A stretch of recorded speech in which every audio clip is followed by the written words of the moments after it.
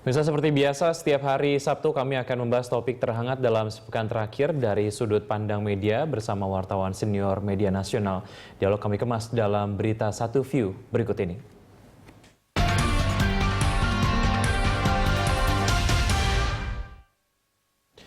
Ya, sepekan sejak dinyatakan hilang, bangkai pesawat AirAsia QZ8501 belum bisa ditemukan. Hingga tadi malam Basarnas mengatakan 30 jenazah penumpang AirAsia QZ8501 sudah ditemukan dan diangkat dari Selat Karimata.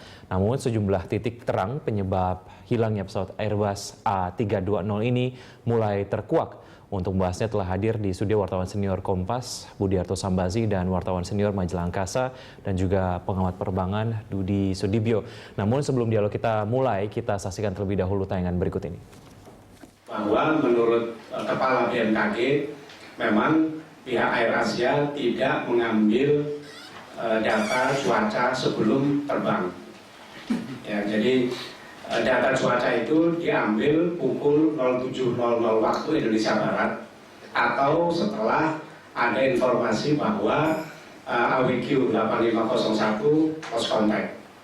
Apakah persoalannya kemudian dia mengambil lewat online website ya, atau secara fisik diambil, itu ya, tidak jadi masalah. Tetapi yang jadi penekanan dari Kementerian Perhubungan adalah termasuk dalam sidak tadi, seharusnya ada briefing secara fisik ya dari dispatcher atau flight operation officer kepada pilot yang hendak terbang. Jadi sebelum terbang, pilot harus mendapatkan briefing tentang flight plan-nya, ya, tentang manifest, tentang bahan bakar, kemudian juga tentang, termasuk diantaranya adalah tentang kondisi cuaca di bandara keberangkatan, selama rute yang dilalui, dan juga di bandara tujuan. Ya, saya langsung ke Pak Dudi. Ya.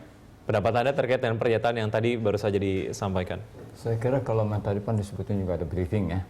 Itu sebelum penerbangan itu pasti ada briefing dari krunya ya, semua itu kru ya, kokpit sama cabin crew itu pasti ada.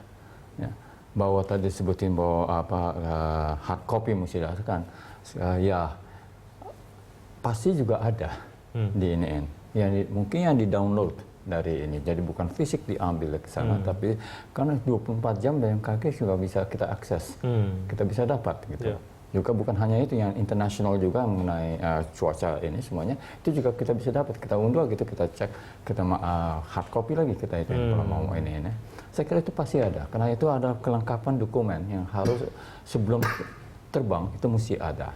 Salah satu yang dokumen lainnya adalah ya notice to airman, NOTAM. Itu juga ada saya kira. Nggak mungkin dia terbang kalau nggak ada ini. Itu juga mesti diverifikasi sama pilotnya bahwa ya ini semuanya sudah ada, baru dia masuk kokpit gitu ke pesawat, kokpit terus siapin pesawat.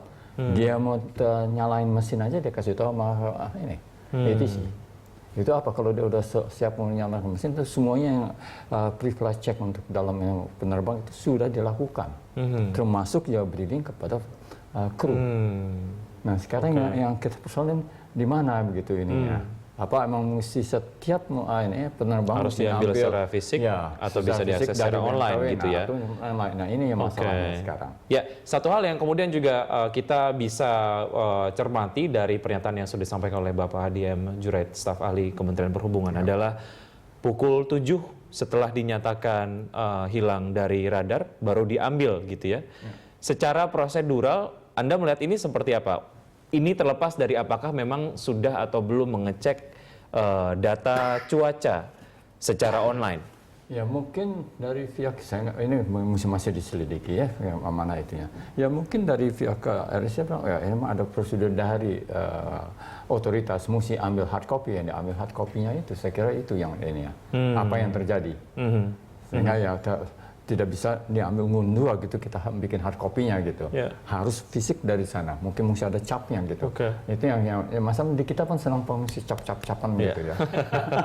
Maaf ya, saya kira itu. Kalau nggak ada cap-capnya itu belum sah gitu.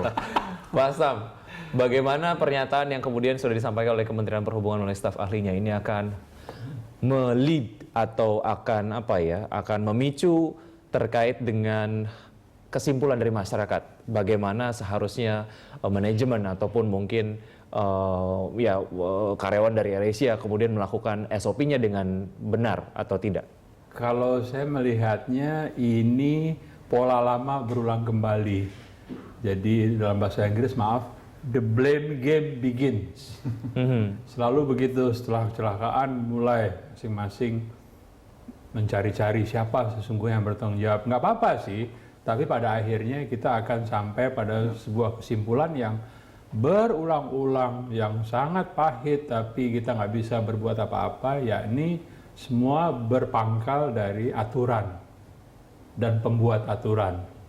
Yang itu yang membuat saya kira media kita mulai hari ini menyiapkan agenda setting yang ke arah investigasi.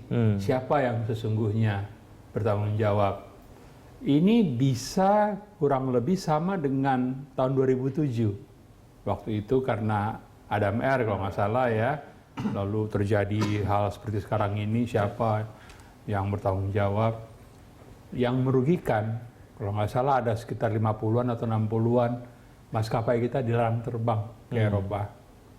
Nah ini sekarang mata dunia tertuju dengan seksama ke pengusutan. Setelah black box ketemu, ya setelah semua ini cap-capan tadi diurut-urut lagi, nah, saya berharap jangan sampai terjadi.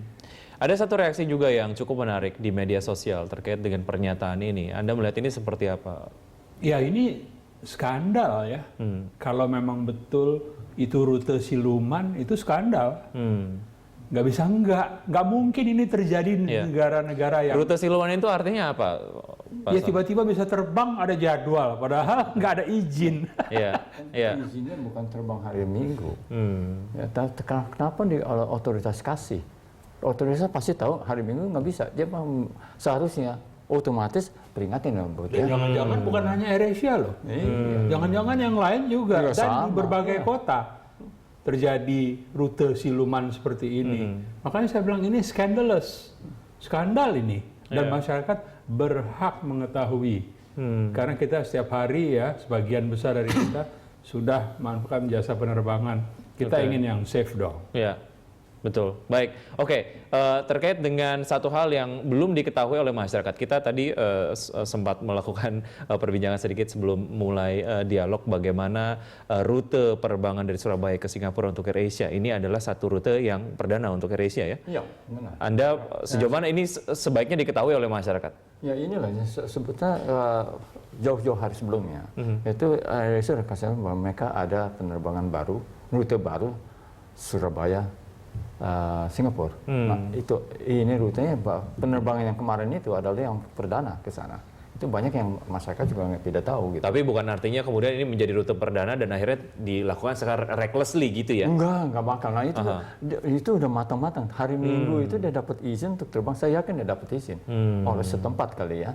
Nah, otoritas setempat. Tapi otoritas setempat juga mesti tahu tidak ada penerbangan AirAsia pada hari itu, apalagi ke Singapura. Nah ini ya, yang salah tuh di mana gitu ini ya. Apa yang harus dimiliki oleh otoritas sebelum kemudian mengeluarkan izin untuk melakukan terbang? Ya semuanya sudah ada dapat juga dari pihak yang dituju, itu pasti mesti ada juga dong. Pihak penerima ininya sama Singapura, masa ujuk-ujuk tahu ada pesawat datang situ, enggak bisa. Itu juga dia berubah juga dari jamnya diajukan, itu juga pihak Singapura tahu. Udah diberitahu, kita tanya, dia juga setuju, berarti dia bisa terima tuh pesawat. Nggak bisa segitu aja, ubah gitu, jalan gitu, tidak. Nah, yang saya personalnya kembali lagi otoritas setempat. Kenapa dia izinkan? Dia mesti kasih tahu, ingatin kepada AirAsia, ini Anda nggak ada jadwal itu. Terkait temuan ini, Pak Sam, sebetulnya sejauh mana otoritas akhirnya juga memang harus mengevaluasi diri gitu ya? Tidak akhirnya menunjuk tangan bahwa ini seluruhnya adalah kesalahan dari hitam biasanya. Anda melihat ini seperti apa? Sejauh mana akhirnya kita juga otoritas harusnya juga mengevaluasi diri? Ya ini sebetulnya bukan tanggung jawab terus terang pemerintahan baru. Ini peninggalan dari pemerintahan sebelumnya ya.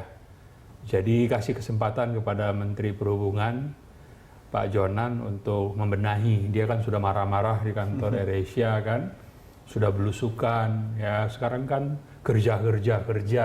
Kesempatan untuk menunjukkan diri bahwa memang dunia penerbangan kita harus mungkin ada yang harus diubah ya barangkali. Begini juga ada sebuah kompleksitas yang harus dihitung dengan cermat. AirAsia itu bukan maskapai nasional. Dia termasuk sukses. Dia kan franchising ya, ada AirAsia Indonesia, AirAsia Thailand dan seterusnya. Base-nya di Malaysia. Kelihatannya memang dia menjadi salah satu penerbangan murah yang mengutamakan safety. Itu kata orang ya. Selama ini sejak 2001 baru kali ini kecelakaan. Itu juga rekor yang harus diakui sangat bagus.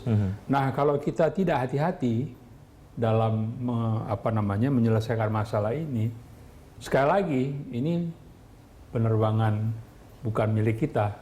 Jadi ada risiko kita bisa, nggak tahu saya risikonya mungkin seperti dulu Uni Eropa melarang kita terbang. Dan itu pukulan luar biasa besar untuk industri kita. Karena sedang tumbuh, kan ironi. Lagi tumbuh, everybody can fly sekarang istilahnya ya. Tiba-tiba nggak boleh pergi ke sana sini. Jadi itu pekerjaan ke rumah dari pemerintah kita dari sebelumnya yang tadi Anda sebutkan, tapi juga pemerintah yang sekarang kita tuh masih sejak tadi Anda sebutin juga sejak tahun 2007 kita kan dikenakan sanksi oleh Eropa. Ya, gitu kita tidak memenuhi syarat yang FAA terapkan. Jadi kita belum comply, belum memenuhi syarat-syarat yang sudah di-ITN. Sampai detik ini baru hanya kalau nggak salah 4 itu Pak, dari sekian banyak ya yang bisa ini boleh terbang ke sana. Itu apa artinya? Itu belum, kita masih kategori 2, belum kategori 1 dan kita masih di kategori 2 itu masih di kelompok perusahaan negara-negara yang berkembang dan masih under development. Maaf sekali ya. Nah, masa kita udah salah? Padahal kalau kita lihat Indonesia itu infrastructure wise atau regulator wise atau safety wise? Total. Itu termasuk regulator. Yang salah di sini saya kira regulasinya, temuan-temuan itu di dalam kita punya regulasi itu belum memenuhi syarat yang ketika harus, nomor 2 tidak cukup ya. Jadi harus nomor 1. Mesti nomor 1. Kita tadinya nomor 1 drop ke nomor 2. Gara-gara itu kejadian di Majene itu. Nah, hal ini masih belum diperbaiki. Tentu ada, saya lihat antara 7 tahun terakhir ini bisa dihitung. Ada perbaikan ya, Bud, ya. Ada perbaikan ya. Kalau saya lihat itu di Indonesia, kalau total ini kasar ya, saya nggak ada saya hitungan kasar aja. Itu antara 900 sampai 1000 penerbangan sehari. Boleh dihitung kecelakaan yang besar 7 tahun ini itu bisa dihitung dengan jari. Minim sekali. Itu apa artinya? Mungkin antara 2-3% hanya. Apa artinya itu kita emang ada perbaikan. Tapi masih kurang, kita masih belum keluar dari kategori 2. Ini yang menjadi pekerjaan luar biasa besar gitu ya. Pak Sam, kalau dilihat dari sikap Kementerian Perhubungan sendiri, Anda melihatnya seperti apa? Apakah ini memang sebuah sikap yang memang seharusnya dilakukan, tindakan tegas yang memang diperlukan atau seperti apa? Dengan segala hormat, saya kira kita harus respect, harus mengakui Pak Jonan dan jajaran yang baru ini bekerja belum 2 bulan ya. Ini masalah yang sudah sistemik, berlangsung tadi dari 2007. Masih ada berapa, 60-an Mas Dudi ya, maskapai kita yang nggak boleh terbang ke Eropa, yang lolos baru 6 barangkali. Ini bukan pekerjaan membalikan tangan, ini kesian Menhub baru, tapi kelihatannya beliau ini sukses di kereta api, mudah-mudahan itu bisa ditularkan ke dunia penerbangan. Satu hal lagi yang juga cukup penting untuk digarisbawahi adalah sekarang ini semua informasi tentang kecelakaan bisa diakses bukan hanya lewat media mainstream, tapi juga media sosial. Jadi masyarakat ini menunggu-nunggu apa yang sebetulnya terjadi dengan rute siluman ini. Ini harus segera dijelaskan sejelas-jelasnya oleh Menteri Perhubungan. Ya. Hal paling buruk ketika akhirnya rute siluman ini memang tidak hanya yang kemarin saja Surabaya, Singapura. Itu, ini harus. Apa efek yang kemudian paling buruk bisa terjadi ketika ini ternyata banyak terjadi? Ya, emang mesti ada perombakan besar-besaran yang kita punya ini. Harus. Kalau tidak ini tetap aja terjadi terus-terusan. Ya ini tidak bisa gitu. Something wrong sama kita. Ya, regulator gitu. Yang paling penting adalah regulator. Di sinilah menteri baru ini sekarang Pak Jonan ya, ada pekerjaan rumah yang besar sekali, sangat besar sekali. Ada banyak sekali yang kita di sini mungkin kebocorannya yang kita nggak lihat ya. Mungkin kasih izin juga, maaf sekali, mungkin juga bisa dibeli. Kita nggak tahu gitu. Itu kita nggak tahu. Kalau ngasih izin bisa dibeli, berarti siapa yang untung ketika akhirnya rute siluman ini? Korupsi sistematis. Nah ini mesti eradication, mesti dibakar habis gitu. Oke. Ya, bicara mengenai hal-hal yang harus menjadi prioritas lah ya. Ketika kita bicara mengenai perbaikan yang memang harus segera dilakukan, dalam lini apa saja sebetulnya Pak Dudi? Saya lihat begini, yang terakhir ini ya, kenapa saya persoalin ada dua benda yang di pesawat itu tidak bekerja. Yang satu adalah ELT, yang satu lagi ULP. Kenapa tidak bekerja? Kalau yang satunya ELT, saya bisa ambil kalau aman dia ditching, itu nggak bakal itu kerja karena nggak ada impact ya. Tetapi kalau dia yang satu lagi ULB itu underwater locator beacon, itu kalau kena air itu pasti dia itu baterainya menyala dan dia akan kasih sinyal ke atas. Nah mungkin waktu dia perawatan ini kemarin tadi yang apa yang kita mesti dalam perawatan itu kelewatan kali. Nggak lihat ini alat kali rusak atau mungkin baterainya sudah kadaluarsa tidak diganti. Itu jawaban yang sementara, itu juga kita lihat nanti black box kalau udah dapat baru kita bisa tahu benar nggak gitu apa yang terjadi. Kalau itu wah itu juga salah satu yang baik. Ya, Pak Rudi dan Pak Sam, kita akan lanjutkan setelah jeda berikut ini. Pemirsa, kami akan segera kembali.